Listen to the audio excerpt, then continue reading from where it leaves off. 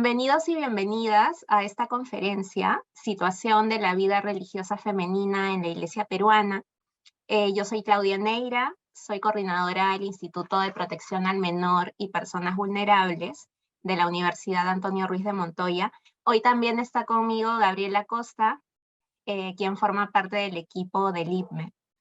El objetivo que nosotros tenemos como instituto es prevenir, intervenir e investigar sobre abuso y violencia contra niños, niñas, adolescentes y personas en situación de vulnerabilidad en distintos niveles, familiar, institucional, eclesiástico, público y virtual.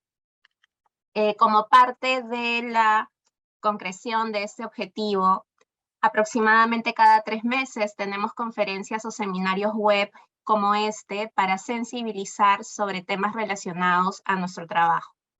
Y en esta ocasión, el tema que nos convoca y que le da nombre a la conferencia es la situación de la vida religiosa femenina en la Iglesia peruana. En nombre del equipo del instituto, les agradezco por su presencia y participación esta noche. En el encuentro de hoy contamos con la presencia de 2 panelistas que además son colaboradoras cercanas del instituto. Ellas son Esther Fernández Guapaya y Evelyn Arraya Solano, quienes compartirán con nosotros los resultados de sus investigaciones de grado. Les pedimos que por favor recuerden colocar sus preguntas por el chat, indicando a la ponente a la cual se le están dirigiendo, para que puedan responderlas al finalizar ambas presentaciones. Y aunque para nosotros sus preguntas y comentarios son fundamentales, por límites de tiempo, tal vez no podamos formular todas, ¿no? En ese sentido, les rogamos comprensión. ¿Sí? Entonces, sin más preámbulo, voy a pasar a presentarles a nuestra primera ponente.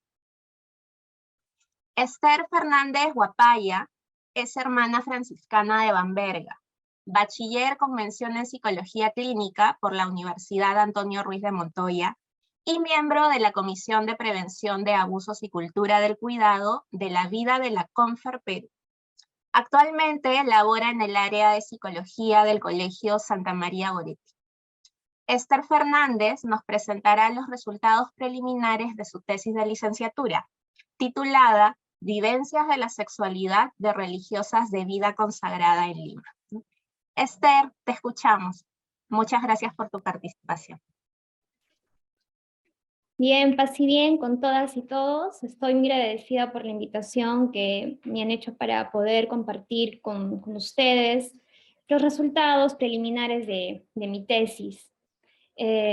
Como ya nos decía Claudia, el título de mi tesis es Vivencias de la sexualidad, de la vida religiosa, de hermanas que radican en Lima. ¿Cuál es el objetivo de la tesis que empecé a investigar? El objetivo fue el comprender las vivencias de la sexualidad de religiosas. Entonces, podemos pasar a la siguiente, Gaby. Y la metodología que usé para esta investigación es bajo el enfoque cualitativo y el diseño fenomenológico, que justamente busca aproximarse al estudio de un fenómeno, de un tema, en este caso la sexualidad, desde un constructo en el cual uso las vivencias, ¿no? Las vivencias entendiendo como el constructo que aborda los cambios que se van dando en diferentes etapas de la vida. En este caso son las vivencias antes del ingreso a la vida consagrada y después del ingreso. Para poder acercarme al estudio, lo que uso en esta investigación es el instrumento de entrevista semiestructurada a 9 religiosas de diversas congregaciones en Lima. Entonces ahora un poco voy a aproximarme a un contexto, ¿no? para saber de dónde partimos. Pasemos a la siguiente. Actualmente las estadísticas de la agencia Fides de la Iglesia Católica nos da cuenta que el 78% de la vida consagrada es femenina. El 6% son religiosos no sacerdotes y el 16% son religiosos sacerdotes. Por ello nos damos cuenta, ¿verdad?, que la vida religiosa femenina somos la mayor parte en lo que concierne a la vida consagrada. Esto ha traído consigo durante muchas décadas, digamos, diversas reflexiones e inquietudes en la Iglesia. Una de ellas, de parte de diversos teólogos, investigadores, investigadoras, dan cuenta de que hacía falta justamente una mayor participación en espacios de decisión a nivel de la Iglesia católica. Por eso se han ido dando varios cambios, ¿no? Yo aquí solo he referido 2 cambios que me parecían importante dar cuenta, sobre todo por participación de la vida consagrada, ¿no? El Papa Francisco, por ejemplo, ha elegido como secretaria general de la Gobernación de la Ciudad del Vaticano a la hermana Rafaela Petrini y a la hermana Alessandra Smerilli como secretaria interina del Dicasterio para la Promoción del Desarrollo Humano. Hay cambios que se van dando, son lentos ciertamente, pero están dándose, ¿no? Por ejemplo, en Lima, hablando ya desde el aspecto más local, nuestro obispo Carlos Castillo eligió como canciller de la arquidiócesis a la hermana Marilena Camones. ¿Qué otra problemática, aparte de la exigencia, ¿no? De la necesidad de que la vida religiosa tenga espacios de participación? También está la problemática de diversas denuncias de abuso sexual, de poder y de conciencia que han ido emergiendo. Evidentemente no es una situación que solo se dé en el siglo XXI, sino que son diversas situaciones que se han ido dando. Por ejemplo, podemos dar cuenta de investigaciones a nivel de América Latina, de Europa, en el que se aproximan al estudio de la vida consagrada y que buscan dar cuenta de esta realidad. Una de las investigaciones más reconocidas es una investigación en Estados Unidos de Chibnall del año 98, donde se investiga las vivencias en torno a la sexualidad de 1.164 religiosas. Y por ejemplo, uno de los hallazgos que dan cuenta de la realidad, digamos, de abuso es que 4 de cada 10 religiosas dan cuenta de que han vivido experiencias de abuso antes del ingreso a la vida consagrada y durante la vida consagrada. Evidentemente esta data es impactante por el hecho del entorno seguro, ¿verdad? Que se supone es un espacio de vida consagrada, ¿no? Por otro lado, por ejemplo, Dura Vila se aproxima también a este estudio buscando conocer las experiencias de 5 religiosas de vida contemplativa que fueron víctimas de abuso sexual por parte de sacerdotes, ¿no? Desde lo más local, en Lima, tenemos la tesis de Susana Villalobos, tesis de maestría, que explora los significados de la sexualidad en 29 mujeres y un varón que son aspirantes a la vida consagrada, ¿no? Los significados que Susana Villalobos encuentra es, por ejemplo, entre ellos, ¿no? La negación del cuerpo, al placer, la irrupción de lo impulsivo, lo que también ella da cuenta, ¿no? Podría estar asociado a experiencias de posibles transgresiones en el hogar. Ella no aborda, evidentemente, el tema de abuso sexual, pero da cuenta de eso también en su investigación. También estas vivencias, ella identifica, ¿verdad?, el terror que los aspirantes tienen a la sexualidad. Debido a esto, los jóvenes aspirantes deciden callar sobre el tema en su formación. Esto se relaciona posiblemente a la ausencia de figuras parentales, a una educación religiosa brindada en el colegio y en el hogar, con una idealización o espiritualización de la vida consagrada. En base a esta presente literatura, entonces, ¿no?, que el estudio de la evidencia de la sexualidad está muy poco abordada. Por eso es de que también el propósito de esta tesis de poder ir haciendo un caminito en Perú, en América Latina, en búsqueda de información y de poder también con eso dar luces para conocer el fenómeno mucho más de cerca y buscar también propuestas frente a esa problemática. Pasemos a la siguiente. Entonces, la pregunta que puede surgir en base a esta realidad es, ¿cómo son las vivencias de la sexualidad de la vida religiosa, en este caso femenina? Ujú. Pasamos. Para dar un contexto breve, ¿no?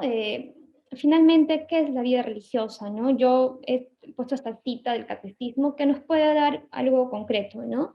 El estado de la vida religiosa en la Iglesia Católica es el estado de vida que consiste en la profesión de los consejos evangélicos de la castidad en el celibato por el reino, la pobreza y la obediencia. Continuamos a la siguiente. Hay etapas formativas de la vida consagrada, ¿no? Muchas congregaciones, dentro de sus normativas o constituciones, consideran etapas formativas desde el aspirantado, el postulantado, el noviciado, digamos que es la etapa que está normada en el hecho canónico, ¿verdad? Y luego de eso ya es la primera profesión, que se suele llamar esa etapa juniorado. Finalmente, después de esta etapa de juniorado, se realizan los votos perpetuos, por lo cual, después de eso, continúa la formación permanente. Continuamos, por favor. Vamos ahora entonces a poder observar, aproximarnos a los resultados preliminares, los cuales vamos a dividir en dos etapas, en el antes del ingreso y después del ingreso. Antes del ingreso a la vida consagrada, las participantes dan cuenta de cómo ellas han socializado la información sobre sexualidad. Por ejemplo, tenemos a la hermana Luz, de segundo año del juniorado, que nos da cuenta de que ella reconoce que en su familia hablar de este tema era un tabú, ¿no? Mi mamá no sabía cómo abordarlo, nos dice. Tenía poca preparación en el tema afectivo. Además, en el colegio lo hablaba, ¿no? Poco, pero más en la adolescencia, y era más a relación a métodos anticonceptivos. Asimismo, la hermana Inés nos da cuenta que en el curso de educación sexual era más acerca del conocimiento del cuerpo, del ser mujer u hombre, en lo hormonal, más en lo del embarazo o anticonceptivos. Entonces, podemos reconocer de que la socialización, ¿verdad?, del tema de sexualidad ha estado más abocado a un tema preventivo, de no quedar embarazadas, al tema del tabú. Continuamos, por favor. Y justamente por este tema previo que ya hemos dado cuenta, cómo se experimenta la sexualidad, ¿no? Se llega a experimentar desde la vergüenza y el temor, ¿no? La hermana Luz nos da cuenta de que ella vivía los cambios propios, digamos, de la adolescencia en esta etapa con mucho miedo, porque era muy tímida. Y también porque por donde ella vivía la molestaban, se sentía mirada, ¿no? Y le daba vergüenza. Tanto así que ella recuerda que cuando empezaba a desarrollarse se reprimía, ¿no? Y que ella usaba de pequeña ropa pequeña, chiquita, pero cuando empezó a tener ciertos atributos, empezó a ver, observar comentarios de otras personas y eso la cohibió más. Además, porque su mamá, digamos, le decía, cuidado, que puedes provocar a los varones en la etapa de la adolescencia, ¿no? Entonces ella se reprimió mucho y sobre todo, nos dice ella, empecé a usar chompas enormes hasta que me confirmé, porque yo no quería que se me notara, porque en la confirmación era como, no debes provocar a los chicos. Eso es lo que me decían también en la catequesis. Entonces, podemos imaginarnos cómo ella finalmente, como las hermanas también que llegan, ¿no?, a la comunidad, porque es un poco aproximarnos a lo previo, han tenido experiencias de temor, de vergüenza, por todo lo que ellas fueron recibiendo desde el entorno familiar, educativo y también catequético. Continuamos. Las hermanas también nos dan cuenta de experiencias, de vivencias sobre transmisiones de la sexualidad. 7 de las entrevistadas transitaron por diversas formas de abuso sexual por parte de familiares, como han sido tíos, un padrastro, vecinos del barrio o desconocidos en la calle. La hermana Juana nos cuenta de una experiencia que tuvo con su padrastro, ¿no? Recuerdo que había una revista de mujeres y me decía mi padrastro, a ti también te estará creciendo el pelito. Y me lo decía con un tono medio raro, yo no le respondía. Cuando mi mamá tuvo que viajar, recuerdo que dormía con un cuchillo por si acaso él se me acercara a tocar. Esta experiencia de la hermana Juana, como de las demás 6 hermanas, nos dan cuenta de la realidad actual en la que vivimos, ¿no? No somos ajenos a la realidad en América Latina y en el mundo sobre la cultura del abuso, ¿no? Atravesado como un patrón. Ya veremos también cómo, digamos, este patrón de abuso se replica en ambientes eclesiales. Continuamos, por favor. La vivencia después del ingreso a la vida consagrada, de hecho, se ve transformada. Podemos dar cuenta, por ejemplo, que en la socialización de la información, las hermanas nos dicen de que la etapa del noviciado suele ser la etapa donde usualmente se habla más del tema. Por favor, ¿puedes hacer un clic más? Porque creo que ahí está. La hermana Luz, de segundo año juniorado, nos da cuenta de que es en el noviciado donde más hablaban sobre el tema con su acompañante. La acompañante es aquella hermana elegida por la congregación para acompañar, formar a la joven en diversas etapas. En este caso, la hermana Luz nos da cuenta de que la acompañante en el noviciado es la que se va aproximando, ¿verdad?, a ella en esta experiencia. Ella nos dice que a raíz de sus experiencias previas, ella tenía temor de verse en el espejo, se sentía culpable por lo que ella había hecho, ¿no? Gracias a toda la información que hice, fue como un ámate. Nos invitan a mirarnos para aceptar nuestra humanidad y corporalidad. También somatizaba, porque estaba como separada del cuerpo del alma, donde el cuerpo es pecado y el alma lo que te lleva a Dios. En cambio, aquí en la formación que nos dan está todo integrado y también es saber asumirla y no rechazarlo, porque es importante el sanar. Continuamos, por favor.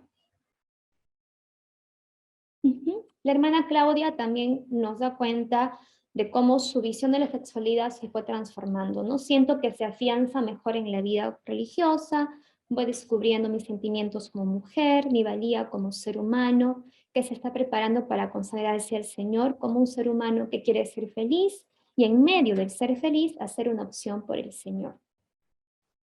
Continuamos. También la pregunta que puede surgirnos es ¿cómo expresan ellas la sexualidad? Ellas dan cuenta que en los diversos ámbitos de su ser religiosa, de su ser consagrada, lo van experimentando. Por ejemplo, yo lo he dividido en diversos ámbitos porque es lo que la mayoría de ellas también han ido mencionando en sus testimonios, en sus experiencias, ¿no? Por ejemplo, hizo mucho realce en todas la vida comunitaria, ¿no? Los vínculos fraternos, sororales en este caso, ¿no? Vivo mi sexualidad primero, por ejemplo, con el cuidado de mi hermana, que está enferma, te ayudo, o cuando veo a mis hermanas que están atareadas, te ayudo en esto. De esta manera siento que las aprecio a ellas, el cansancio es más llevadero. También hablan del espacio de misión concreta, ¿no? Por ejemplo, ¿no? Con los catequistas, el querer bien para ellos y siento que voy aceptando mis vivencias. También el que me interese por alguien que no es fuera de lo común, el aceptarlo como una vivencia aún mayor, una sexualidad fecunda desde el amor, de un amor entregado, disponible, atento, que se da para el bien de los otros. Otro ámbito siguiente que también ellas dan cuenta es el del enamoramiento, ¿no? O sea, el hecho de ser consagradas no elude, ¿verdad? Que ellas puedan tener también experiencias de enamoramiento. En este caso nos da cuenta la hermana Inés. En el noviciado íbamos a la Confer. La Confer es un lugar de formación en Lima, conferencias de religiosos, donde se forman diversas etapas de vida consagrada. Ahí tuve una atracción como más física por un hermano, lo hicimos un clic. Se movió el piso un poco. Cuando ya sentía como la cabeza volando, dije, ya se me va a salir de las manos. Y hablé con la maestra de novicias, nos escandalizó, me dijo que tenía que estar atenta a mis sentimientos, que no idealice y que lo rece. Y que vuelva a descubrir por qué había llegado al noviciado, y eso me ayudó como a poner los pies en la tierra. La mayoría de las hermanas dan cuenta de esta experiencia de ilusión, de enamoramiento, y lo que ellas todas, digamos, destacan en su discurso es de que pudieron encontrar la confianza para poder abordarlo con sus acompañantes, así como da cuenta la hermana Inés. Continuamos, por favor. Como ya les decía al inicio, ¿no? Uso el constructo de vivencias porque lo que a mí también me interesa al aproximarme a la sexualidad es también la transformación que se va dando en la vida consagrada femenina, ¿no? Y ellas, de hecho, todas nos dan cuenta de que hubo en ellas una transformación, un cambio en la forma de amar, que no era un amor para unos cuantos, sino que era un amor plural y mencionar la castidad. De hecho, que si eres religiosa, no vas a tener hijos, no vas a vivir con un varón, tu reproducción va a ser de un modo distinto, tu capacidad de amar también. El corazón se ensancha para todos a la vez y mirado también desde el amor de un Dios que se dona totalmente al servicio de los demás. Al final también las hermanas justamente ellas van mencionando de que resuena en ellas mucho el tema de ser fecundas en relación con los demás, de esa entrega a Dios que no solamente queda, una vez más, en una sola persona, sino que se expande. Continuamos, por favor. Como ya les iba diciendo, el tema de la cultura de abuso se puede considerar como un patrón sexual, ¿no? Y las hermanas dentro de espacios eclesiales también tuvieron vivencias de transgresiones de la sexualidad. En este caso, ellas han referido vivencias con un diácono, con un religioso, así como un docente laico, ¿no? La hermana Clara, que de sexto año de juniorado nos da cuenta de una experiencia que tuvo con un sacerdote hace unos 2 años, ¿no? Él vino, me abrazó muy fuerte, muy fuerte. Yo sentí que no era un abrazo de saludo, ¿no? Yo sentí algo más serio. Yo lo boté y encima le dije, padre, usted es sacerdote, por si acaso. Y lo puso en su lugar.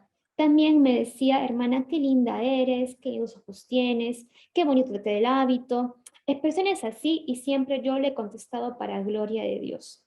Y hasta que sucedió esto, mi cuerpo lo rechazaba, evitaba encontrarme con él. Eh, Evidentemente, el hecho de lo reiterativo, de lo incómodo, de lo que la hermana expresaba, ya daba cuenta de una forma de abuso, ¿no? El abuso sexual se puede entender de diversas maneras, dentro de eso también está el acoso. Y eso es algo que, como vimos en la literatura al inicio de la ponencia, es algo que ya se está hablando más y que, por ejemplo, en Perú aún hace falta hacerlo más visible. De hecho, se da, como nos damos cuenta, pero falta visibilizar este tipo de situaciones en la vida consagrada femenina. Continuamos, por favor. Bien, entonces, finalmente podemos darnos cuenta de la ardua necesidad de seguir acercándonos a esta temática en la vida consagrada, ¿no? Una de las recomendaciones que doy en la tesis de grado es poder continuar investigando sobre estos temas relativos a la sexualidad en Perú. Por ejemplo, vivencias de abuso sexual, con el fin de recabar información que permita seguir aportando a la prevención. También es importante, como nos hemos dado cuenta, de que no es solamente la necesidad de hablar de sexualidad en ambientes eclesiales, sino también en ambientes educativos de la sociedad civil. Por eso, qué importante es poder hacer énfasis en un enfoque de la educación sexual integral, ¿no? Que busca justamente dar herramientas, dar recursos para que justamente las jóvenes que tienen vivencias en su corporalidad puedan reconocerlas, puedan integrarlas, pueden ser también prevenidas y reconozcan aquellas situaciones de riesgo que ellos pueden estar corriendo. También es importante que dentro de la vida religiosa haya una mayor formación en temas de sexualidad, ¿no? Ya como les decía, las acompañantes, las formadoras son las que están o son mediadoras para acompañar a las religiosas en formación. Qué importante es entonces, en primer lugar, que también ellas se sigan formando en estos temas para poder acompañar y sostener las vivencias de las jóvenes en formación. Por otro lado, considerar también una evaluación psicológica exhaustiva al inicio de la, de la etapa formativa, ¿no? Es evidente que una evaluación no resuelve los problemas de abuso sexual o una vivencia que hayan podido transgredir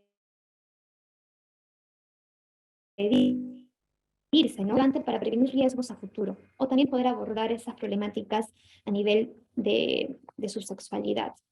También es importante brindar espacios de acompañamiento tanto espiritual y psicológico, a modo de consejería o psicoterapia, donde puedan seguir ellas elaborando situaciones que le están generando algún conflicto asociado a su sexualidad, afectividad, corporalidad, o también los vínculos en la comunidad y omisión. Porque evidentemente, queridas hermanos, hermanas, ¿no? De compañeros que están acá en este espacio, estas vivencias, cuando no son reconocidas, no son sanadas, se expresan en los vínculos que tenemos como vida consagrada, ¿no? Y pueden finalmente causar algún conflicto en la comunidad o unos vínculos donde las hermanas estén en la pastoral y un sufrimiento también interior, ¿no? Entonces, si nos planteamos como vida consagrada una vida fecunda, una vida entregada, los medios son importantes para este fin. Muchas gracias por la atención. Y al final también dejo mi correo por si alguien desea escribirme, hacer alguna consulta sobre la investigación, que aún estamos ahí a punto de seguir encaminando. Son resultados preliminares, ciertamente. Entonces, estoy siempre disponible para poder responder a alguna inquietud que ustedes también puedan tener. Gracias. Esther, muchas gracias por esta presentación, ¿no? Que es una reflexión sobre la importancia, además de explorar y comprender cómo son las vivencias de la sexualidad en religiosas de vida consagrada, que además pueden ingresar muy jóvenes a sus congregaciones y, como tú has mencionado, habiendo vivido experiencias de transgresión de su sexualidad, ¿no? Estos eventos combinados, ¿no? Pueden convertirse en factores de riesgo cuando dinámicas como el abuso de poder y de conciencia forman parte, por ejemplo, de la vida cotidiana de una congregación religiosa y no se habla de ello, ¿no? De hecho, tú nos has mencionado algunas características que tendría que tener el acompañamiento ofrecido a religiosas de vida consagrada para generar espacios protectores que puedan contrarrestar estos factores de riesgo. Sin embargo, aún me pregunto cuánta posibilidad para poner en palabras inquietudes con respecto a sus vivencias de la sexualidad durante la vida consagrada existen, ¿no? De hecho, es una inquietud que me surge al escucharte y que tal vez podamos dialogar más adelante en el espacio abierto para preguntas y comentarios del público. Muchas gracias. Nuestra segunda ponente es Evelyn Arraya Solano, ¿no? Bienvenida a este compartir, Evelyn. Ella es hermana de la Caridad del Sagrado Corazón de Jesús y bachiller con mención en Psicología Clínica, también por la Universidad Antonio Ruiz de Montoya.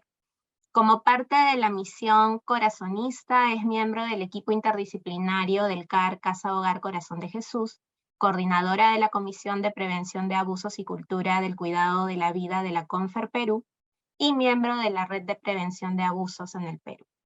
En esta oportunidad, Evelyn nos presentará los resultados preliminares de su tesis de licenciatura sobre las experiencias subjetivas del ejercicio de poder en la vida consagrada de la Iglesia Católica.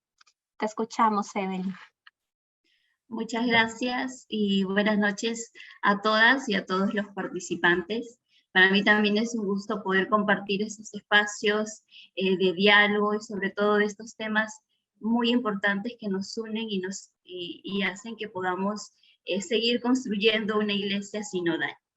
En esta ocasión vengo a presentarles esta tesis, esta investigación sobre las experiencias subjetivas del ejercicio de poder en la vida consagrada de la Iglesia Católica, y lo que les vengo a presentar son los resultados también preliminares de esta investigación.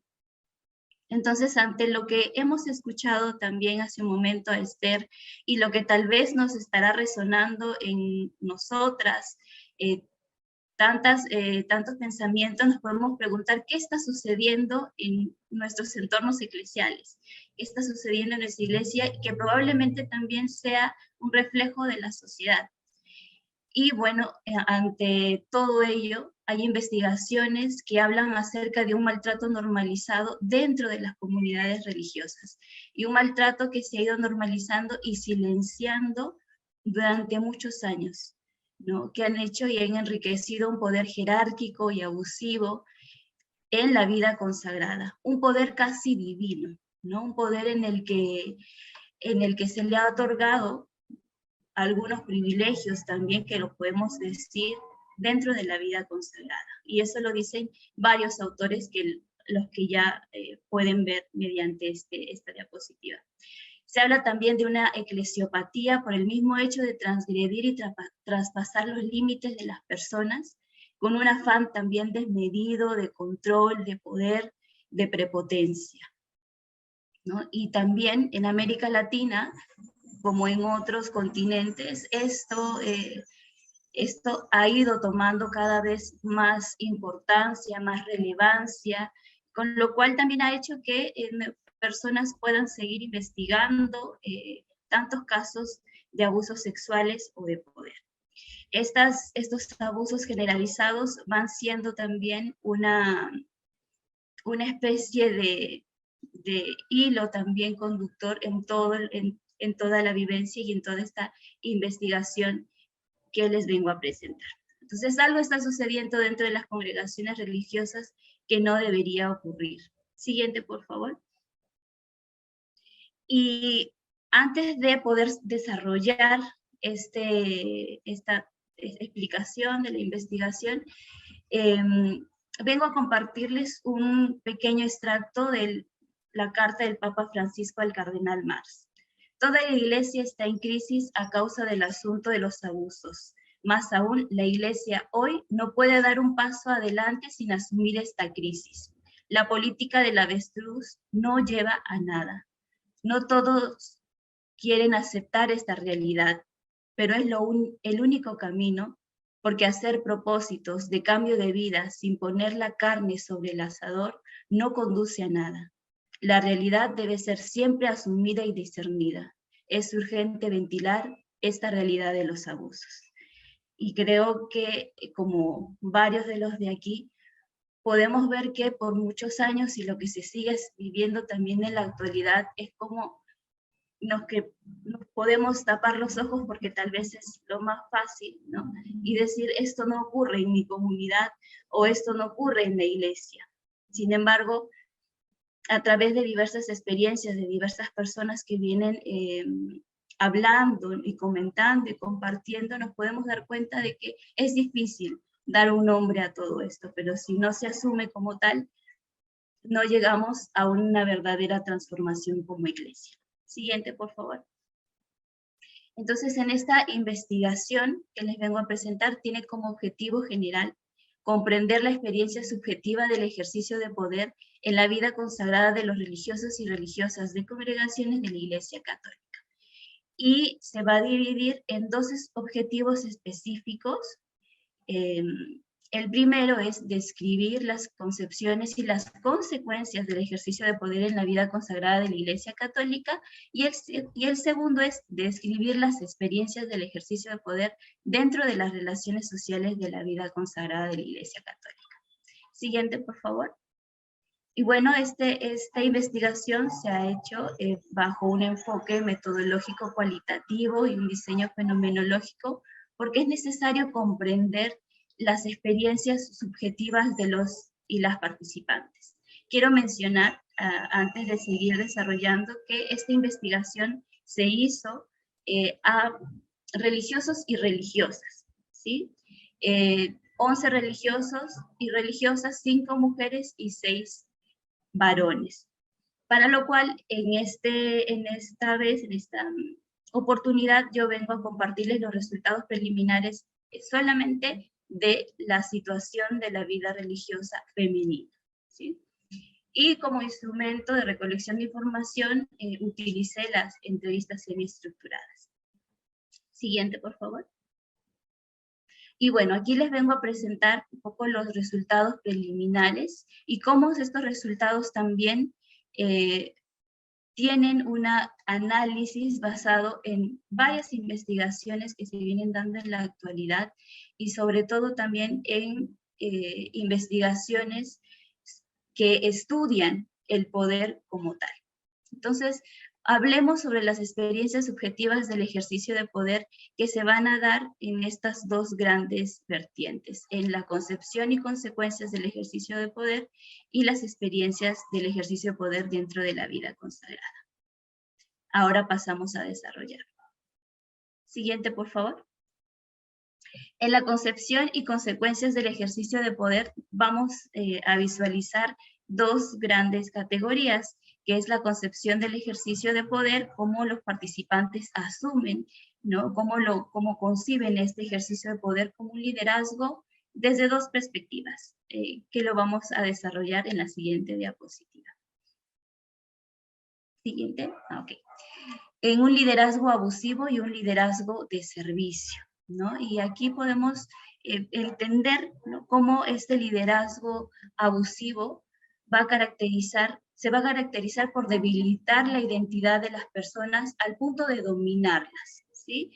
En esta ocasión, hay una de las participantes comentaba que el poder, para ella lo primero que se le venía a la mente era como un estatus, como un estatus social o un rango en una organización. Ahora bien, cuando tenemos esta concepción del poder, podemos caer, o se puede caer en que otros van a dominar, ¿no?, esta concepción de poder que se puede tener.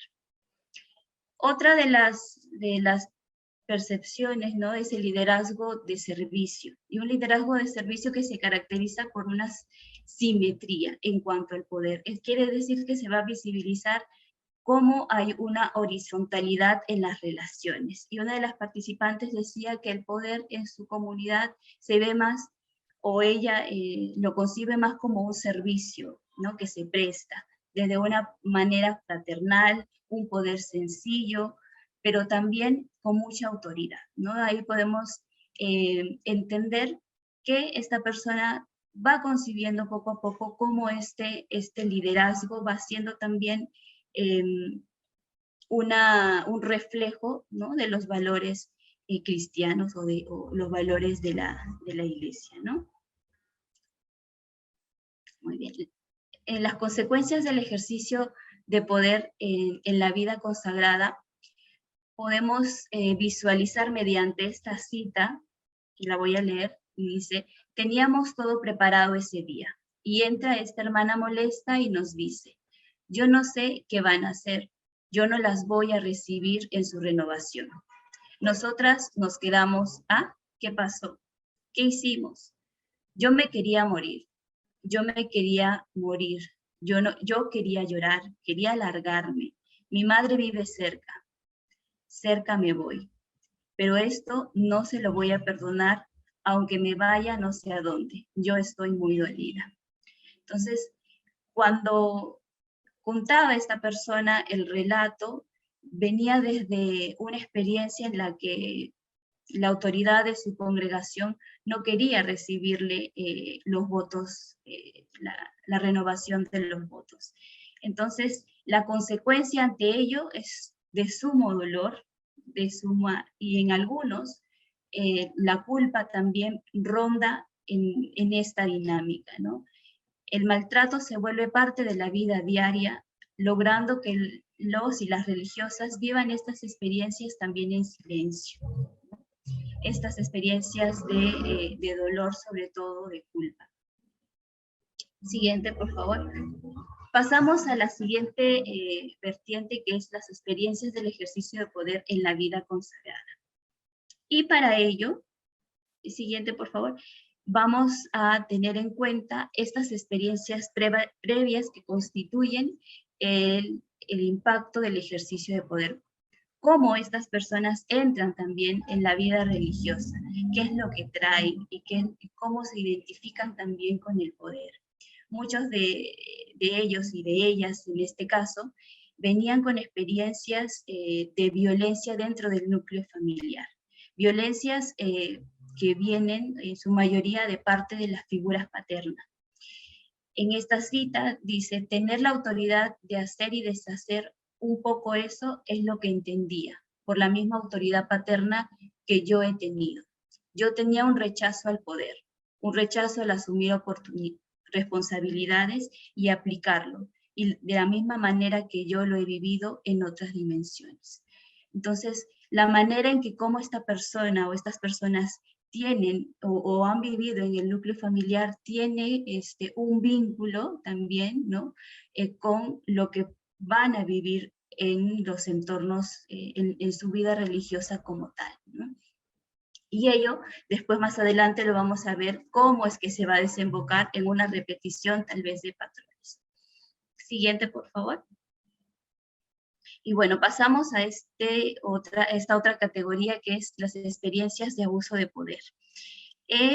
Enfocada en la simetría jerárquica, ¿no? Cómo estas hermanas viven o se dan cuenta de esta simetría jerárquica que podemos ver, ¿no? O preguntarnos si realmente es el origen de la problemática en los actos de abuso, ¿no? Que se instaura en un poder piramidal. Esto podemos hacer una reflexión en este tiempo de sinodalidad que vivimos, en un ambiente vertical que se podría dar dentro de las comunidades, donde es la minoría quien ejerce el poder y la mayoría es quien acata las órdenes, ¿no? Como a nivel estructural dentro de nuestra iglesia también vamos viendo en varias acciones que se han ido tomando, ¿no? Una de las participantes decía, de pronto me llama por teléfono la hermana molesta, diciéndome, ¿por qué tú te lanzas si me tienes que coordinar a mí? Yo soy la que tengo que mirar.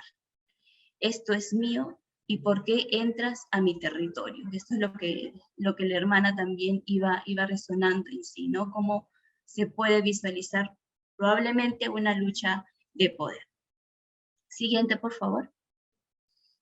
Otra de las experiencias de abuso de poder es la obediencia ciega, ¿no? Y aquí directamente con el voto de la obediencia, ¿no? Hay una anulación de la libertad visto desde una obediencia ciega, ¿no? De la inteligencia, de la voluntad, de la conciencia de la propia persona.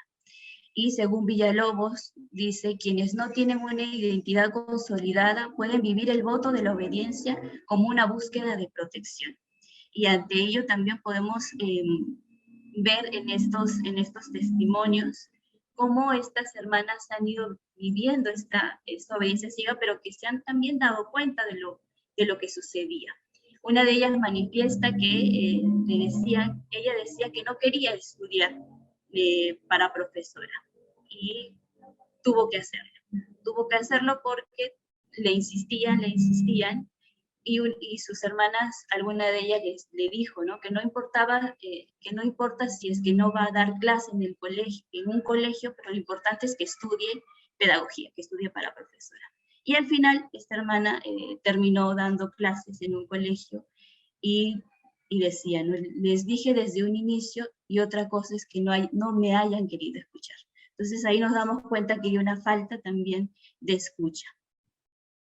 Otro de los testimonios decía, era la superiora general y decía, ¿dónde iba a hacer la misión junto con su consejo? Pero sí veía en otras hermanas que pobrecitas llorando porque no querían ir a ese lugar. Yo les preguntaba y les decía, ¿por qué no les dices a la hermana que no te vas a sentir contenta allí? Por esto que no te va a ayudar. Me dijo, no lo digo porque no escucha. Entonces, poco a poco también nos vamos dando cuenta que en esta dinámica, la escucha de las autoridades, o no solamente de las autoridades, sino también de la misma comunidad, es un factor muy importante. Siguiente, por favor. En las experiencias de manipulación de conciencia encontramos la persuasión.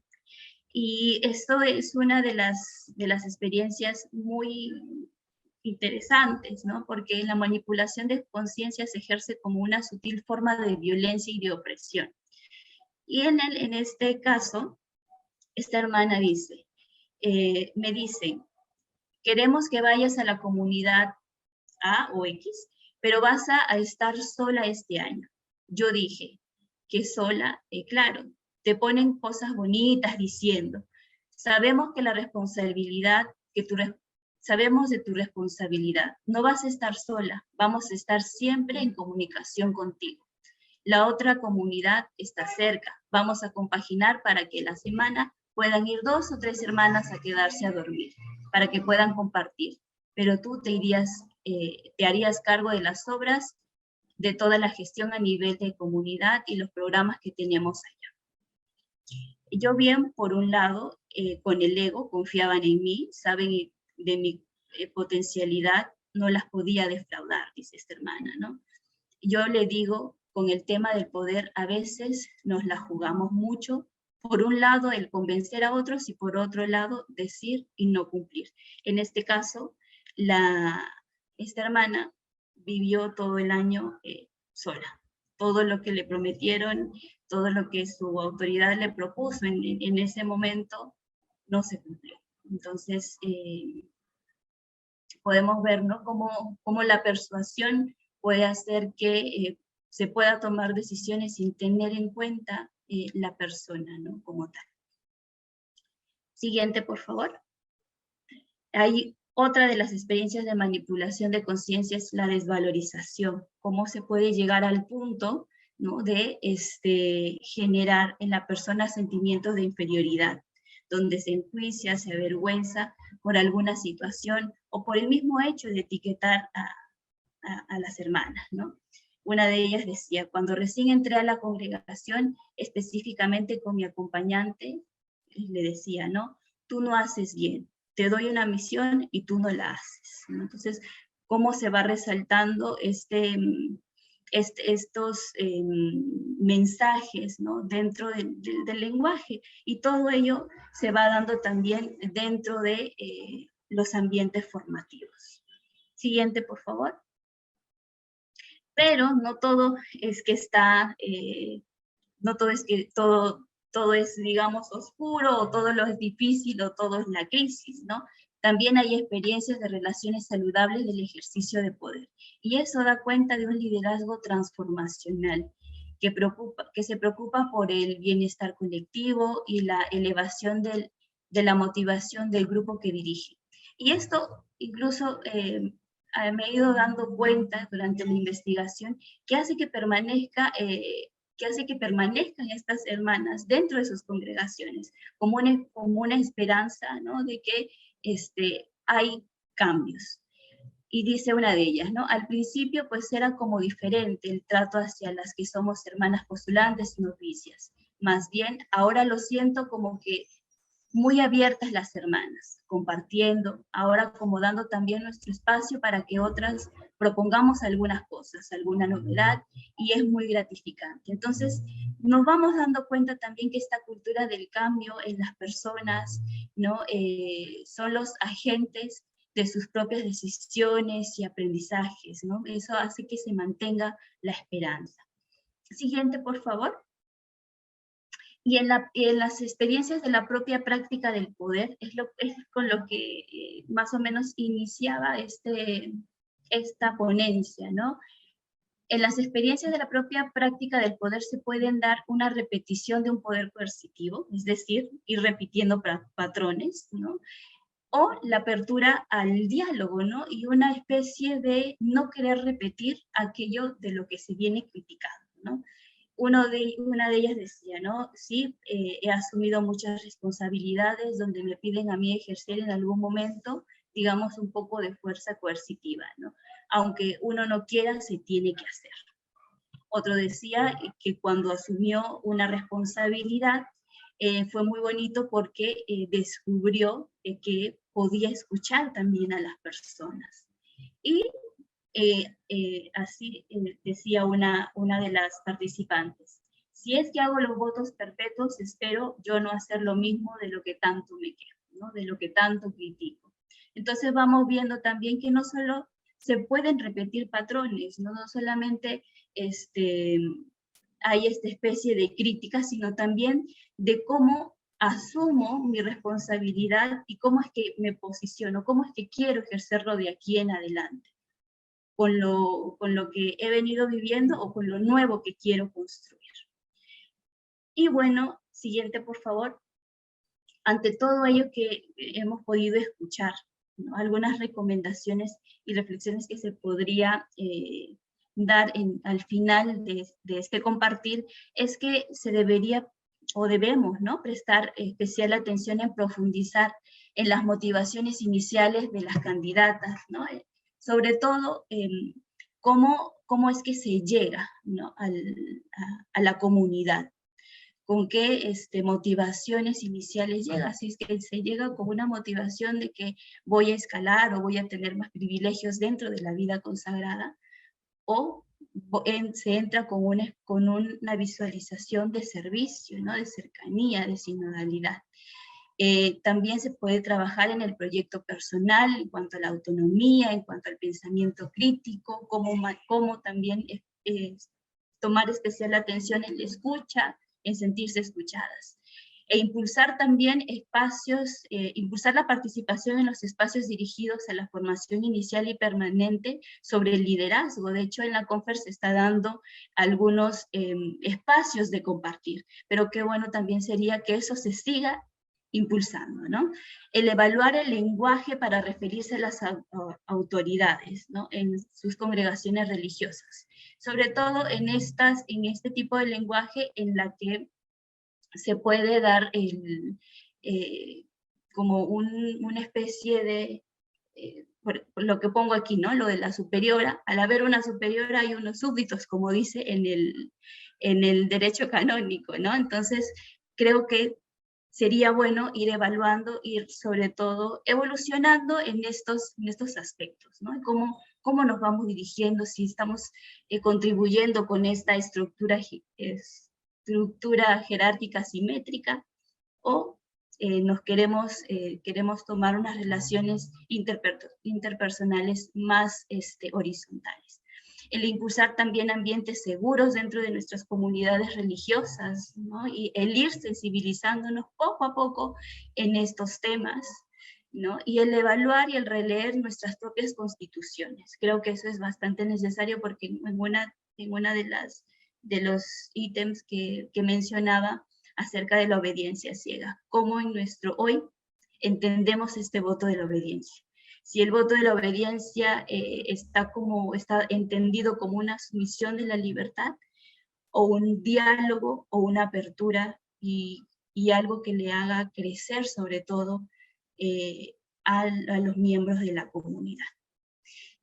Bueno, muchísimas gracias por este espacio, y seguimos. Muchas gracias, Evelyn. Definitivamente es un reto desnaturalizar o problematizar relaciones de poder que se tornan abusivas o violentas.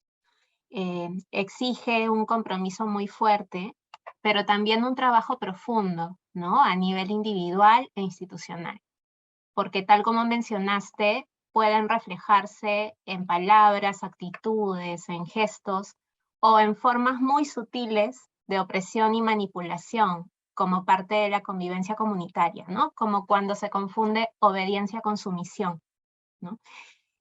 Pensaba en cómo reparar experiencias de abuso de poder dentro del entorno eclesial cuando se es parte de él, y cuando tal vez no se llegan a reconocer como tales esas prácticas, ¿no?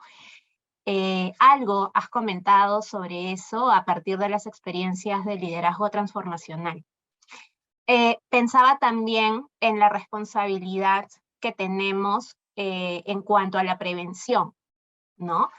Porque están a nuestro cargo niños, niñas, adolescentes con quienes vamos estableciendo vínculos que, de ser abusivos o violentos, los hacen vulnerables a establecer relaciones en su vida adulta que puedan llegar a replicar esas historias de violencia, ya sea como víctimas, ya sea como victimarios, ¿no? Integrando un poco lo que Esther y Evelyn nos han traído hoy, ¿no?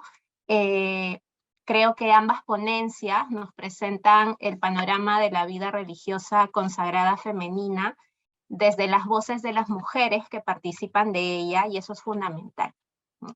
Como hemos escuchado, no se puede hablar de abuso de poder, de abuso de conciencia o de violencia en el entorno eclesial si no prestamos atención a las relaciones humanas, ¿no? Ya sea interpersonales, grupales o institucionales, que se establecen entre los seres humanos involucrados, ¿no? Sus presentaciones, de hecho, me dejan reflexionando sobre cómo los seres humanos nos constituimos en el espacio del entre, ¿no? En una relación intersubjetiva. De ahí la necesidad de que sigamos mirando de manera crítica, pero también sensible, esas formas de vincularnos, ¿no? Muchas gracias, Esther y Evelyn, por este compartir. Y ahora vamos a las preguntas y comentarios del público, ¿sí? Aquí podemos, creo, empezar con dos preguntas que estaban dirigidas a Esther, ¿no es cierto? María Percas, bienvenida. María, gracias por acompañarnos. No, te comentaba, Esther, supongo que has trabajado el alcance del concepto de sexualidad, ya que no es un constructo unívoco. Entonces, te pregunta específicamente sobre la definición operacional de sexualidad que has utilizado, ¿no es cierto? Después, Leda Quintana te preguntaba también, Esther, primero te felicitaba por tu investigación y te hacía dos preguntas, ¿no? Primero, si en los testimonios que has recogido aparecen referencias a productos culturales, por ejemplo, textos literarios, películas relacionadas con el desarrollo de la sexualidad. Y su segunda pregunta tenía que ver con si entre las vivencias de sexualidad que recogiste aparecía el tema de la masturbación, ¿no? Esas son las preguntas de Leda Quintana. Para Evelyn, María Percas también te hacía un comentario, Evelyn, te recomendaba un libro, El otro lado del poder, de Claude Steiner, en caso te interesase explorar, ¿no? Desde esa perspectiva. Creo que podemos ir comenzando con sus respuestas a esas preguntas, ¿sí? Sí, bueno, gracias y qué alegría poder acoger las preguntas que nos traen este espacio. Gracias, María. Sí, de hecho, parto de la definición de la sexualidad, entendiéndola como aquella que abarca diversas dimensiones, ¿no? Por ejemplo, entre ellas está el sexo, la identidad, la orientación sexual, los roles de género, diversas dimensiones que se pueden entender en la sexualidad. A su vez, de hecho, el ser humano es un ser sexuado de por sí, ¿no? Que siente, piensa y se expresa de diversas maneras la sexualidad. Evidentemente, las vivencias de la sexualidad se ven atravesadas por factores, ¿no? Pensemos en factores culturales, no es lo mismo ser mujer religiosa en Lima, Perú, que ser mujer religiosa en Estados Unidos, en Europa o en algún país de África, ¿no? Qué importante es poder también pensar eso, ¿no? Lo cultural atraviesa la vivencia de la sexualidad, así como factores psicológicos, religiosos, culturales. Entonces, abarcar la sexualidad en su, digamos, tiene diversas dimensiones, ¿no? Dimensiones que un poco también los resultados o las entrevistadas dan cuenta, ¿no? Factor también de edad, ¿verdad? Cómo la sexualidad se va transformando en diversas etapas de la vida, y por ese lado, por ahí puede ir también la respuesta que no es una sola definición, digamos, es la sexualidad, es las vivencias de la sexualidad, ¿no? Son diversas maneras de vivirlo. Por otro lado, la segunda pregunta, las hermanas explícitamente no dan cuenta de si han tenido algún recurso literario, ¿verdad?, para dar cuenta de su vivencia de la sexualidad, pero sí, por ejemplo, al menos en el previo al ingreso, ¿no?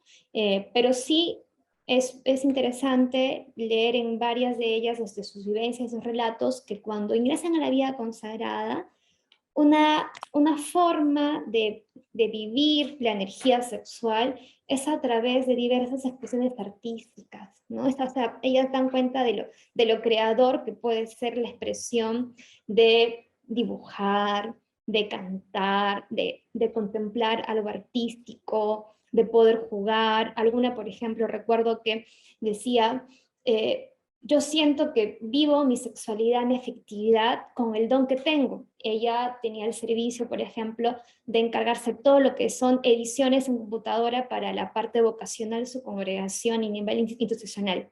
Entonces era muy interesante cómo ella da cuenta de que toda esa energía la canalizaba en eso, que a ella la apasiona, ¿no? Entonces por ahí también podemos ver, digamos, vertientes, ¿no? Y por ejemplo, Sensini, que es un sacerdote que aborda el tema de la sexualidad, da cuenta de lo importante y lo vital o sea, que en la vida consagrada debe fomentarse espacios justamente artísticos, literarios, que busquen justamente la mirada estética, ¿no?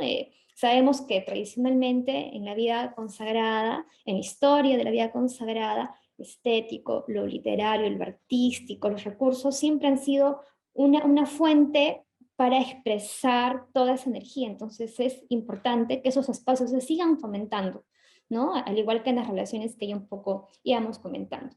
Y sobre el tema de alguna vivencia que en los relatos hayan salido sobre el tema de masturbación, sí recuerdo que una hermana habló de ese tema, ¿no? Con mucha fluidez, dio cuenta de que para ella era una vivencia personal, ¿no? Que no era relacionada ni al mal ni al pecado, sino que era una forma de vivir su sexualidad íntima, ¿verdad? Y las demás sí no refirieron eso, ¿no? Recordemos que la tesis no es una evaluación sobre cómo vives tú y preguntas pautadas, sino se recoge lo que ellas van expresando, desde una aproximación de cómo vives la sexualidad, ¿no? Preguntas como más abiertas. Y sí, de eso da cuenta, ¿no? Quizá después en el correo me pueden escribir y puedo darles algunas investigaciones o literatura que, digamos, también profundizan ese tema, que es un poco tabú, incluso en la vida consagrada. Quizá por eso también es difícil hablar de ese tema, ¿verdad? O verbalizarlo o darlo un nombre. Bien, gracias.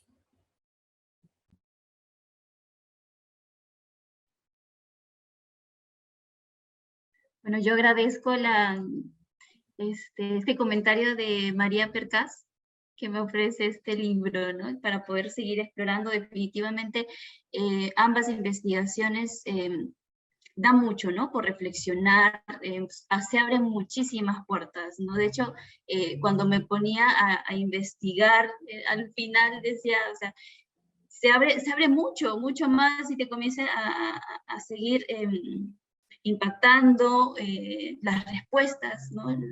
Lo que vas encontrando también detrás, y uno quiere seguir investigando, investigando más. Gracias, María Percas, por este libro. Lo voy a buscar en la biblioteca de la Ruiz. No lo tengo en la bibliografía, y sí me parece importante también para seguir enriqueciendo esta investigación, ¿no? Evelyn, aquí tenemos también otras preguntas y comentarios. Leda Quintana te felicita también y comenta, ¿no? La vida consagrada no está aislada de nuestras estructuras sociales autoritarias, patriarcales, ¿no? Y la pregunta es, ¿qué fue lo más esperanzador que desocultaste y lo que más te impactó durante la investigación? Luego, Leivis Caro comenta, ¿no? ¿Se ha pensado en incluir en esta investigación las experiencias de hermanas mayores que han obedecido ciegamente y han ido a lugares y han realizado misiones que no querían, sin embargo ahí han experimentado la presencia de Dios? Ese es un comentario que se une a otro que es para ambas, ¿sí? Roxana Atencio señala, ¿no? Cito, nuestro centro es Cristo, por ello me asombra, le asombra la poca mención en el contenido y sugerencias, ¿no? Es su perspectiva. La autoridad y la obediencia, considera, fueron vividas plenamente por Jesús. Es un comentario para ambas, ¿no? Y finalmente hay una pregunta también para ambas, ¿sí? ¿Qué aperturas o resistencias a la perspectiva de género aprecian en sus investigaciones? ¿Sí? Pueden comentar o responder en el orden que ustedes deseen. Sí, en realidad, esto que dice Leda, para mí lo más esperanzador que pude encontrar es la capacidad que se tiene también en las comunidades, en la especial atención con respecto a poder formarse en el liderazgo, ¿no? Porque muchas veces, y creo, y lo digo a modo también personal, de acuerdo a varios compartir que he podido tener también con otros religiosos y religiosas, ¿no? En el sentido de que se llega a tener una responsabilidad, ¿no?, dentro de las comunidades, y pues no hay cómo aprendo, ¿no? ¿Cómo llego a esto? ¿Cómo sé? ¿Cómo me formo en este liderazgo, ¿no? Y pues en algunos momentos podemos sentir que nada, ¿no? A ver, échate a la piscina y nada. Y creo que muchas de las religiosas han podido vivir esto cuando ha sido su primera vez que han asumido alguna responsabilidad, ¿no? Creo que se debería, ¿no?, hacer como una especie también de acompañamiento, ¿no?, cuando se va asumiendo estas responsabilidades de liderazgo en las comunidades. Eso fue lo más esperanzador que pude encontrar. Y cómo las comunidades también se han ido transformando, ¿no?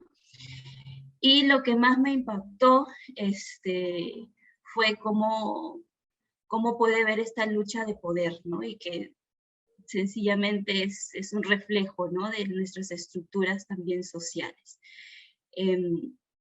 Alguno de ellos decía que dentro de los círculos de elección de provinciales o de generales, en el caso, puedo decir, de los varones también, se veía cómo hay esta lucha de poder para asumir estas responsabilidades, ¿no? Como algunos se podían candidatear como políticos, ¿no?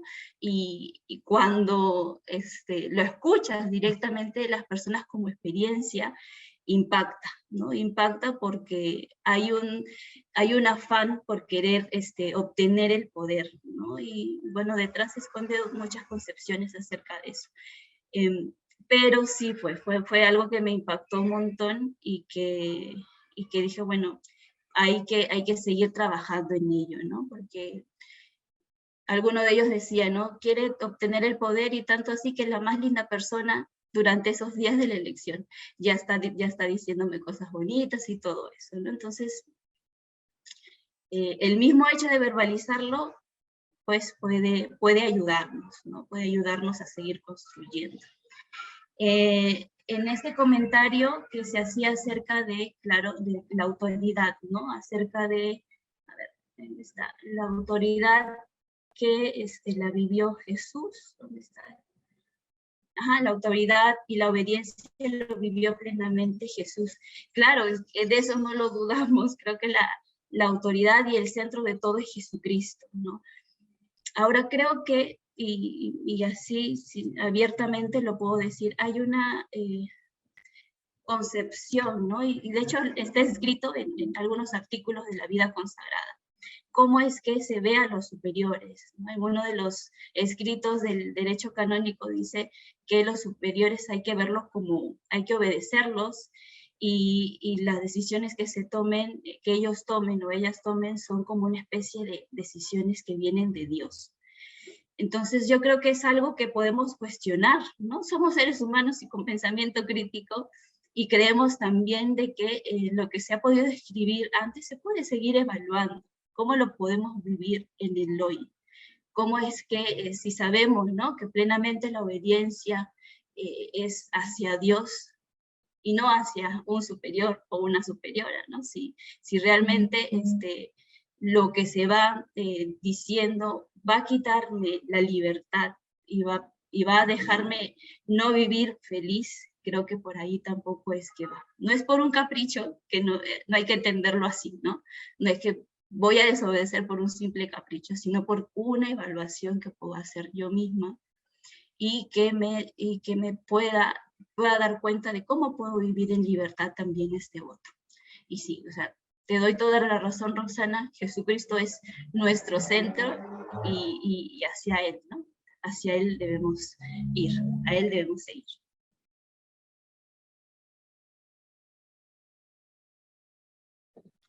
Bien, también nos preguntaban acerca de qué aperturas o resistencias a la perspectiva de género aprecian ambas en sus investigaciones, ¿no? Creo que es importante dar cuenta de qué cosa entiendo yo por perspectiva de género para responder esa pregunta, ¿no? Pensando sobre todo en esos roles que culturalmente son asumidos entre varones y mujeres, ¿no? Yo entiendo desde ahí la perspectiva de género, ¿no? Y cómo a partir de eso se pueden abrir caminos, ¿no? Las hermanas en sus relatos dan cuenta de eso, ¿no? Ciertamente, por ejemplo, previo al ingreso dan cuenta de la diferencia que ellas viven, ¿no? Dentro del rol femenino y masculino como catequistas, ¿no?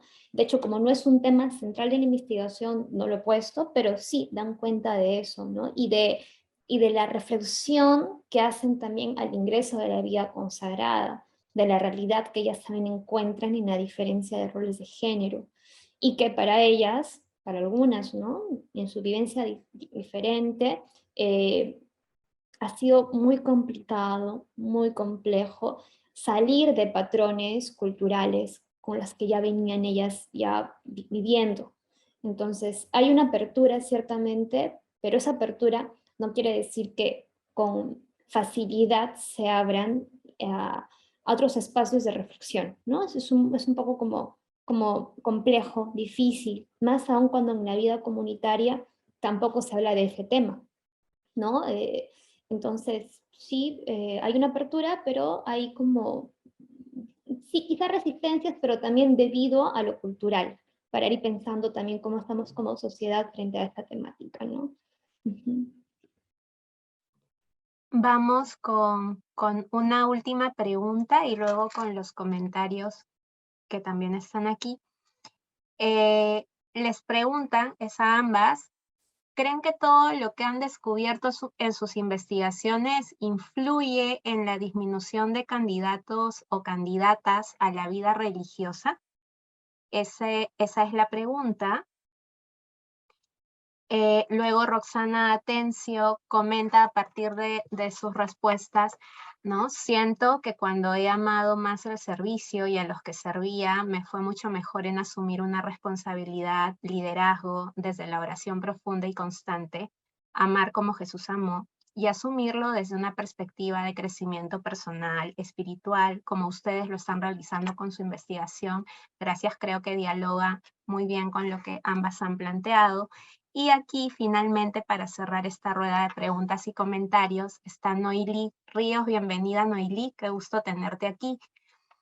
Les agradece a ambas y comenta, qué bueno que la vida religiosa en las nuevas generaciones se van abriendo al espíritu.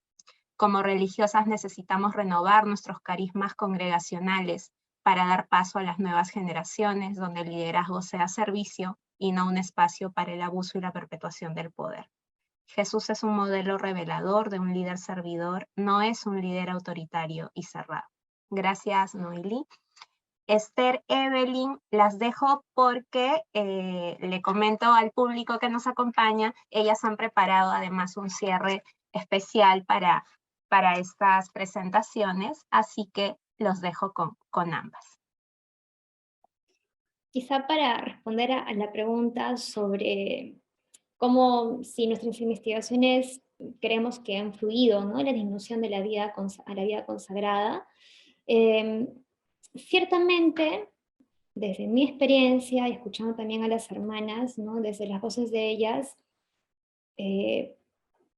lo que llama la atención a la vida consagrada es cómo nos ven a nosotras viviendo nuestra vida consagrada. Finalmente eso es lo que atrae a los jóvenes. Si nosotros vivimos una vida consagrada atravesada por, como ya lo comentó Evelyn, vivencias de abuso, de poder, de desencuentros, de una sexualidad no encarnada, se va a dar cuenta en la comunidad, en la gente que nos rodea. Finalmente, ¿qué es lo que atrajo a las personas, a los discípulos de Jesús?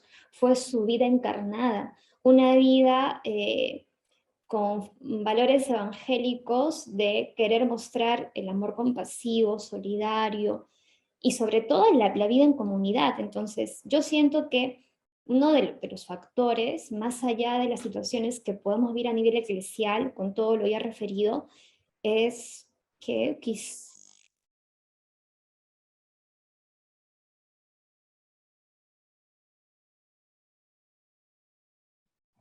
Esther, hemos dejado de escuchar tu audio.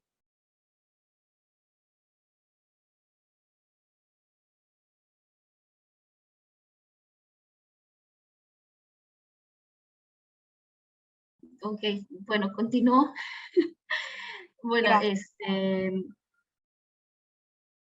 con lo que hace un momento me olvidaba de una interrogante que hacía una de las participantes y se había considerado hacer esta investigación también en hermanas mayores, me parece que así entendí. Y creo que sí, ¿no? Se abre una gran oportunidad también para poder ir reflexionando juntas sobre esto, cómo fue las vivencias y cómo el hacer una especie de relectura de mi propia historia vocacional va a ir dando respuestas también, ¿no? No quiere decir que lo de antes estaba mal, o sea, cada quien es mujer y hombre de su tiempo, ¿no?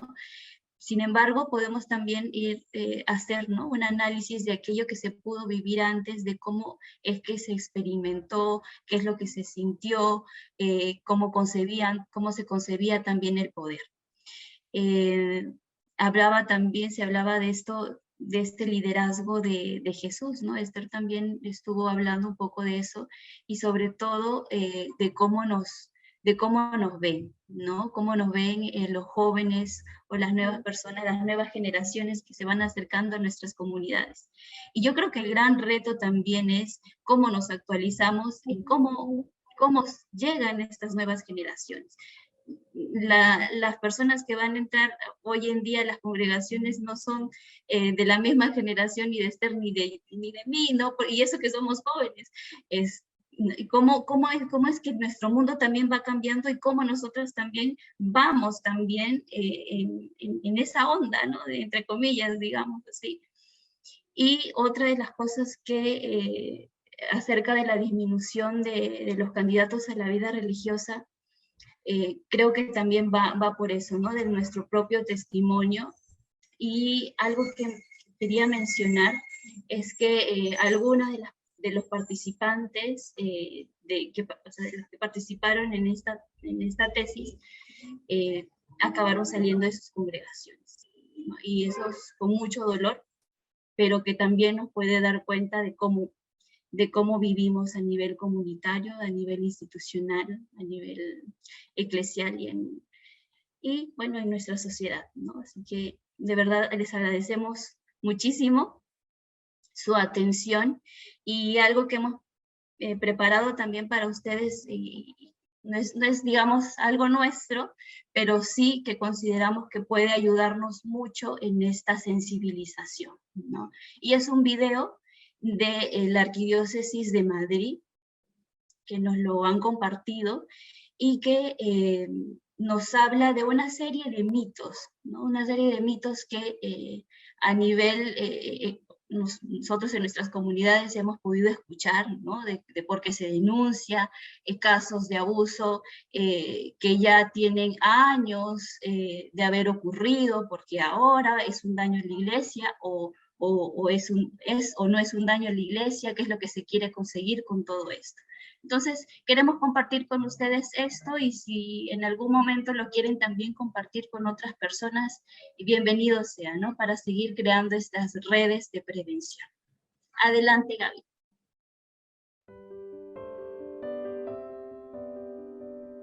Existen falsas creencias sobre los abusos y sus consecuencias que distorsionan la verdad y la respuesta ante una realidad tan dolorosa.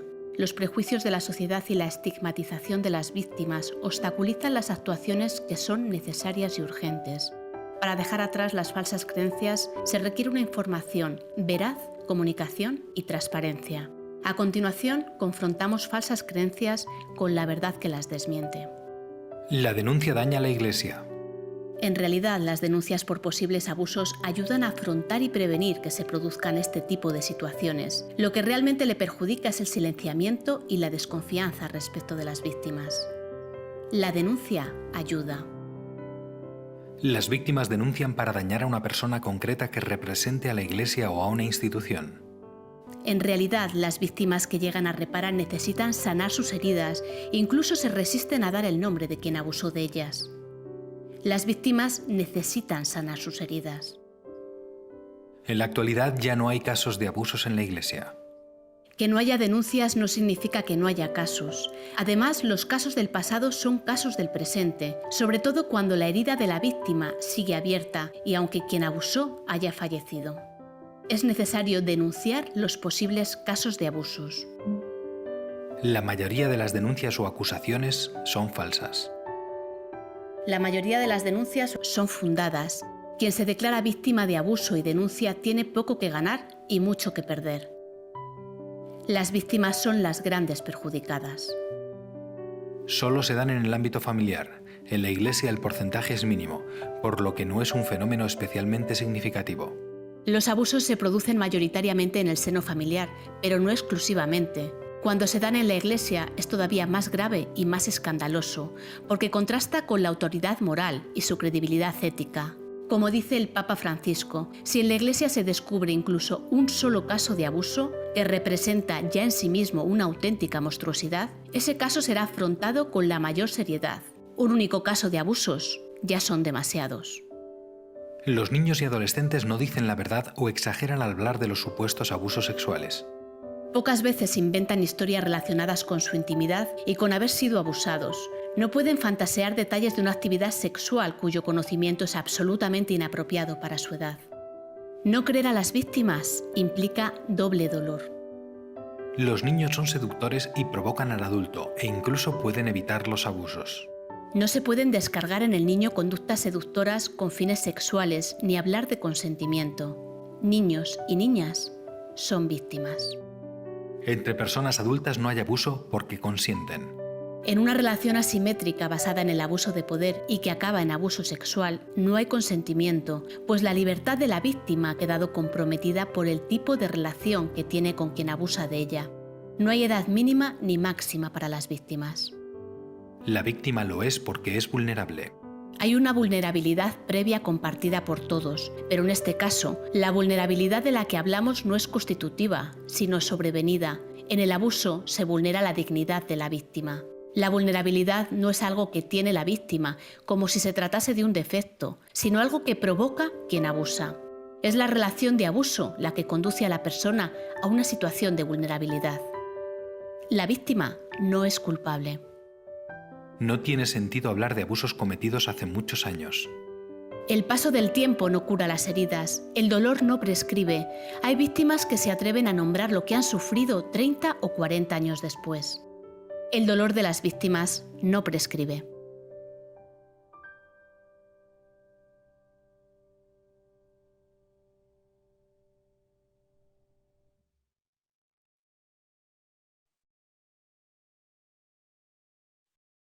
Y bien, son varias aclaraciones, ¿no?, que nos pueden ayudar a reflexionar sobre aquello que conocemos, que hemos experimentado, que hemos escuchado también dentro de nuestras comunidades religiosas o que tal vez seguimos pensando, ¿no? Entonces, creo que esto nos lleva a la reflexión y a poder seguir en adelante, ¿no? Crear estos espacios seguros en nuestras comunidades, en nuestros entornos, y seguir trabajando también por la prevención, ¿no? Esther, no sé si quisieras comentar algo. Sí, claro. Y pensando en la situación de la vida religiosa femenina en nuestra iglesia peruana, es importante traer a mención que la vida religiosa en Perú, en América Latina, es una religiosa fecunda, ¿no? Que si bien es cierto, atraviesa por diversas dificultades que nuestras tesis, de hecho, dan cuenta del problema, de los desafíos, hay el deseo permanente de encuentro entre congregaciones, culturalmente, en objetivos, en metas, en proyectos, ¿no? Creo que un espacio que da cuenta de esos sueños es la Conferencia de Religiosos del Perú, ¿no? Donde se van gestando diversos proyectos en común, ¿no? Hay diversas comisiones para que también los que estamos aquí participando tengamos en cuenta, ¿no? La vida consagrada femenina, también la masculina, ¿no? Está en diversos espacios, no solo sociales o pastorales, sino también educativos, ¿no? Donde hay una excelente oportunidad para ir llevando esa buena nueva del Evangelio, como comentaban en algún comentario, ¿no? Esta misión que Jesús nos impulsa. Por ejemplo, hablando un poco ya de nuestras experiencias personales, esta búsqueda personal hizo, por ejemplo, que yo me preguntara qué hace la Iglesia en Perú acerca de los temas de abuso en vida consagrada, por ejemplo, ¿no? Y uno de los espacios que yo encontré, digamos, de apertura, de acogida, fue la conferencia de los obispos, ¿no? Donde Noilí, en el centro de escucha, la hermana Noilí, supo acogerme como voluntaria. Y ahí fuimos creando espacios, no solamente de acoger un poco algunos casos, acompañamiento a víctimas, sino también espacios que buscaran prevenir ese tipo de situaciones en espacios eclesiales, educativos u otros, ¿no? Ahí justamente Evelyn también puede un poco dar cuenta de esos encuentros o proyectos que hicimos juntas. Sí, de hecho que hubieron varios proyectos que pudimos compartir, ¿no? Junto con Noilí, sobre todo para trabajar este tema de prevención en los espacios educativos, ¿no? Y tuvimos la experiencia en casas residenciales, de acogida residenciales, ¿no? En CAR, que atiende niños, niñas y adolescentes. Lo hicimos en un CAR que está aquí en Villa Salvador, el CAR donde yo vivo. Está el de Tarma y el de Huánuco, ¿verdad? Entonces fueron espacios de compartir también para ir creando sensibilización, ¿no? Sobre todo eso e ir, ¿no? Viendo cómo prevenir estos casos de abuso, ¿no? Sobre todo porque tenemos a nuestro cuidado a personas vulnerables, ¿no? en un estado de vulnerabilidad. Y también comentaba acerca de la Conferencia de Religiosos del Perú. Ambas pertenecemos a la Comisión de Prevención de Abusos y la Cultura del Cuidado de la Vida. Entonces, junto con todo el equipo, venimos trabajando para hacer propuestas sobre todo y crear, ¿no? Algunos talleres, espacios de diálogo, espacios de talleres, ¿no? Y de cursos que ayudan a que la vida religiosa pueda también ser un ente transformador, ¿no? En este caso, les venimos a presentar este curso que vamos a tener próximamente el 24 de marzo al 2 de noviembre. Y la facilitadora será la hermana Hilaria Bayó, ¿no? El curso es Caminando en una cultura de prevención y de cuidado de la vida, ¿no? Será cada miércoles de 7 a 9 y ahora mismo le vamos a ir presentando un poco para que puedan pasarlo también a otros contactos, ¿no? Y que se enteren que realmente se está haciendo se está propagando estos espacios. ¿Puedes pasar la siguiente, Gaby? Ajá. La siguiente, por favor. Entonces, como objetivo, tiene que nos proponemos es abordar una lectura dinámica del tema del abuso y de la prevención, analizando los mayores desafíos para la Iglesia Católica, incluyendo algunas propuestas que puedan ofrecer caminos de solución en el ámbito pastoral. Siguiente, por favor. Y en la sumilla podemos ver que el curso es un taller que quiere ser una contribución para un abordaje en el tema del abuso.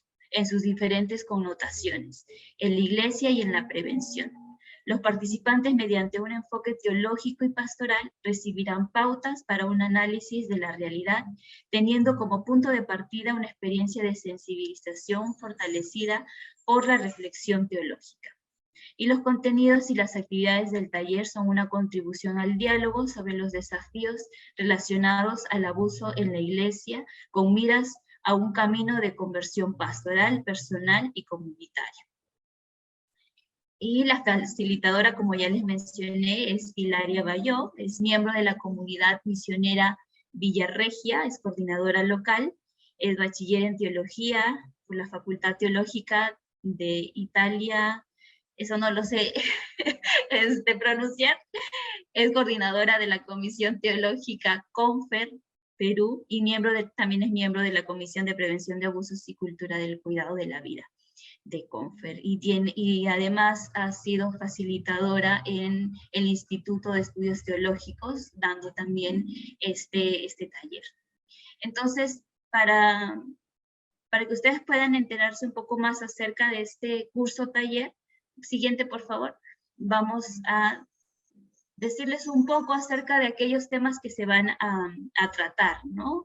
La iglesia frente a los abusos, las víctimas como punto de interpelación teológica y todo lo que ustedes ven ahorita mismo en la proyección. Entonces, está muy interesante este curso taller, se los recomendamos mucho en la participación y sobre todo porque, siguiente por favor, va a ser abierto, ¿no? A religiosas, religiosos, sacerdotes, docentes y agentes pastorales. O sea, no solamente son los religiosos, sino también aquellas personas que pueden trabajar en nuestros entornos eclesiales. El costo es de 150 soles y hay una promoción si se pueden juntar entre 3, pagan 100 soles. Y si es que el dinero es un obstáculo para su participación, y aquí lo hemos puesto bien clarito, que el dinero no sea un obstáculo para participar. Entonces, con ello se puede consultar acerca de obtener algunas becas, pero para ello tendrían que escribir directamente al correo de prevención de abusos que está ahí también proyectado, y al final del taller se dará un certificado por su participación. Luego, están aquí las páginas para poder inscribirse por medio de la página web o por medio del correo de Confer Perú, Comunicaciones Confer Perú. Y otra de las actividades que tenemos, ¿no? Es como invitada, vamos a tener a la hermana Rosaura González Casas. Ella, si no ha cambiado, actualmente es la coordinadora de la Comisión de Prevención también de la CLAR. El tema que va a compartir con nosotras en septiembre es Caminando a una cultura de cuidado, los criterios para la selección de los candidatos y candidatas y la prevención en la formación. Entonces, se dará este taller el 24 de septiembre de 9 de la mañana hasta las 12. Como ven, el objetivo también de la Confer, sobre todo en la Comisión de Prevención, es ir generando, ¿no? Estos espacios de reflexión, ¿no? Para que podamos seguir actualizándonos en estos temas. Hemos presentado en febrero un taller sobre protocolos, ¿no? y tenemos algún directorio que por ahí nos puede ayudar también para aclarar algunas dudas que podemos tener, si en caso sabemos de un caso de abuso, a quién recurrir. Es un directorio bastante completo en el que hemos añadido a varios profesionales en el tema, ¿no? Abogados, canonistas, psicólogos, directores, bueno, varios otros profesionales, ¿no? Acompañantes espirituales, ¿no? Personas que están sobre todo inmersos en estos temas. No sé si querías añadir algo que me esté olvidando, Esther. Sí, que vamos a dejar en el chat el correo de la Comisión de Prevención de la Confer, si es que desean hacernos alguna consulta también contamos con un repositorio de información sobre el tema, y como ya refirió Evelyn, vamos a dejar también en el chat el enlace del directorio, que justamente está hecho para compartir con todos los que necesitan algún profesional que aborde alguna temática que les interese en torno a la vida consagrada y temas de prevención o de abordaje en temas de abuso. Sí, eso sería. Muchas gracias. Gracias a ustedes, Esther y Evelyn, por la invitación a estos cursos que esperamos que tengan mucha acogida, ¿no? Y para finalizar el encuentro de hoy, solo me queda agradecer a todas las personas que nos han acompañado, que se unieron a la conferencia por su disposición para dialogar y para reflexionar sobre la situación de la vida religiosa femenina en la Iglesia peruana. Agradezco a Esther y a Evelyn, en principio por la valentía para investigar en torno de temas tan sensibles, ¿no? Y en segundo lugar, por abrir el camino a futuras investigaciones, ¿no? Que puedan redundar en la generación de espacios de prevención y protección dentro del entorno eclesial. Agregaría que les agradecemos por ser colaboradoras activas y cercanas del IPMEP también, ¿no? Y al público les recordamos que por el chat también les estamos compartiendo el enlace a la encuesta para que puedan dejarnos sus pareceres sobre la conferencia de hoy, ¿sí? Muy buenas noches a todos y todas.